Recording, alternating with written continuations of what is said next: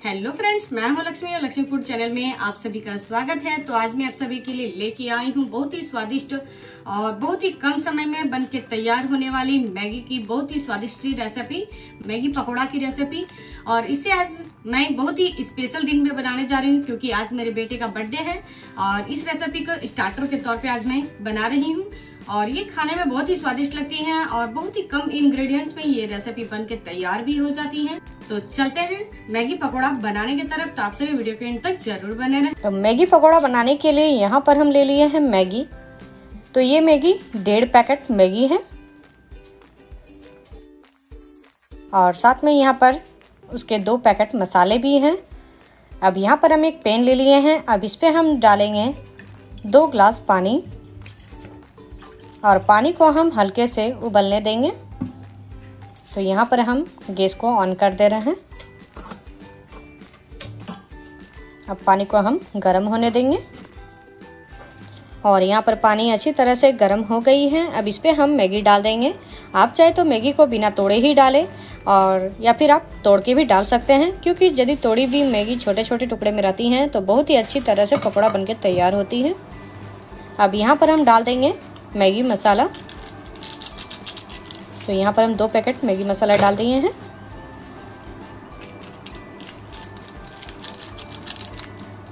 अब चम्मच की सहायता से हम अच्छी तरह से मिक्स कर लेंगे और यहाँ पर हम मसाले और मैगी अच्छी तरह से मिक्स कर लिए हैं। अब मैगी को हम पकने देंगे 2-3 मिनट के लिए।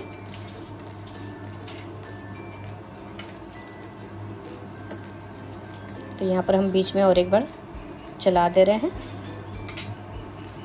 और ये हमारी मैगी बनके तैयार हो गई है और इसकी पानी भी बहुत ही अच्छी तरह से सूख चुकी है।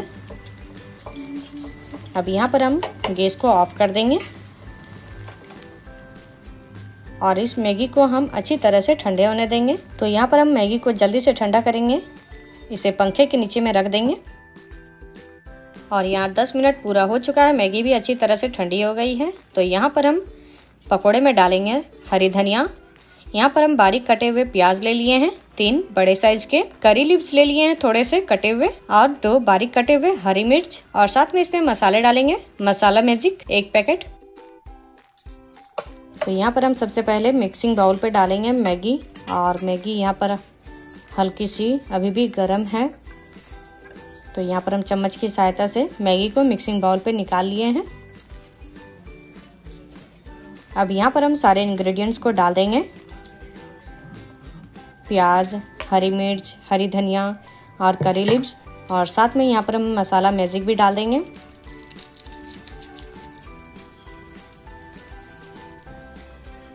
अब इस पे हम डालेंगे बेसन।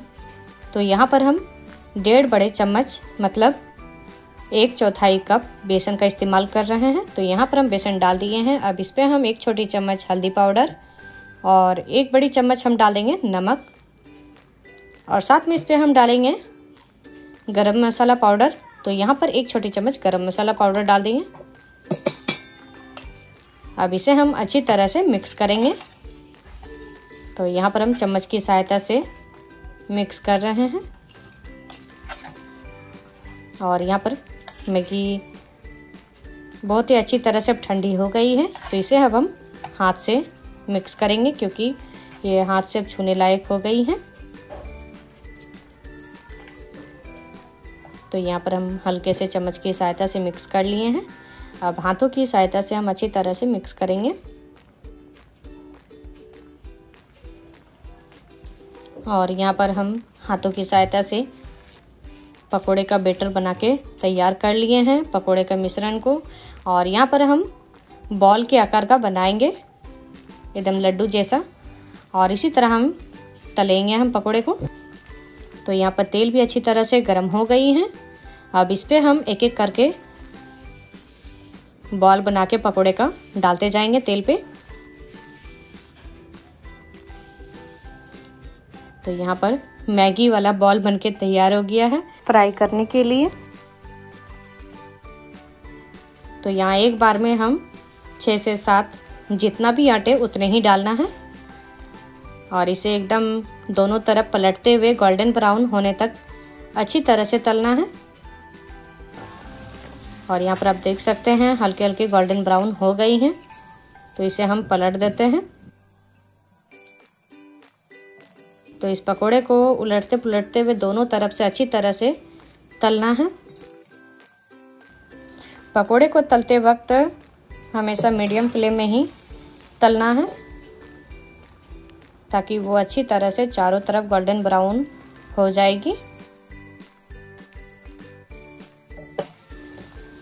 और ये हमारा मैगी का पकोड़ा बनके तैयार हो गया है और इसका कलर भी बहुत ही अच्छी तरह से एकदम गोल्डन ब्राउन हो गई है।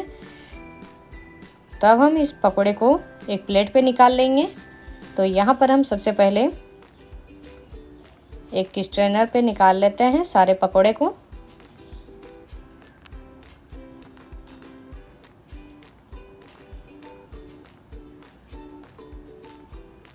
अब इसे हम एक प्लेट पे रख देंगे।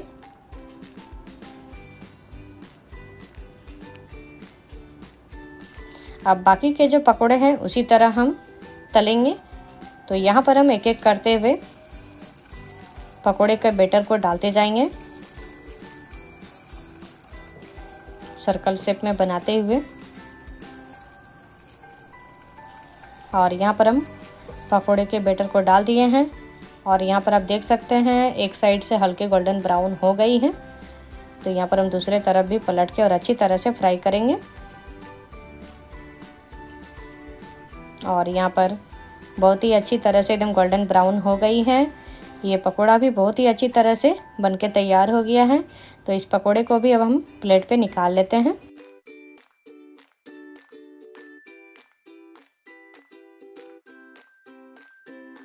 तो अब हम चलते हैं पकोड़े को सर्व करने के तरफ। तो यहाँ पर हम अब पकोड़े को सर्व कर लेते हैं टमाटो केचप के साथ में, क्योंकि मैगी पकोड़ा टमाटो केचप के साथ में खाने में बहुत ही स्वादिष्ट लगती हैं। आप चाहे तो इसके जगह पे आप ग्रीन चटनी भी सर्व कर सकते हैं, ग्रीन चटनी के भी साथ में अच्छी लगती हैं। तो यहाँ पर हम एक पकोड़ा को तोड़ के और आप सभी को दिखा दे रहे हैं ये कितनी क्रिस्पी और बहुत ही स्वादिष्ट बनके तैयार हुई है और अंदर से बहुत ही अच्छी दिख भी रही है। तो ये हमारा मैगी पकोड़ा टमाटो केचप के साथ में खाने के लिए तैयार हो गया है और ये बहुत ही स्वादिष्ट बनके तैयार हुआ है। तो यदि आप सभी को हमारी ये रेसिपी अच्छी लगी हो तो आप सभी अपने घर पे एक बार जरूर ट्राई करें और हमारे इस वीडियो के नीचे लाइक, शेयर एंड सब्सक्राइब करना ना भूले, साथ में कमेंट करना भी ना भूलें।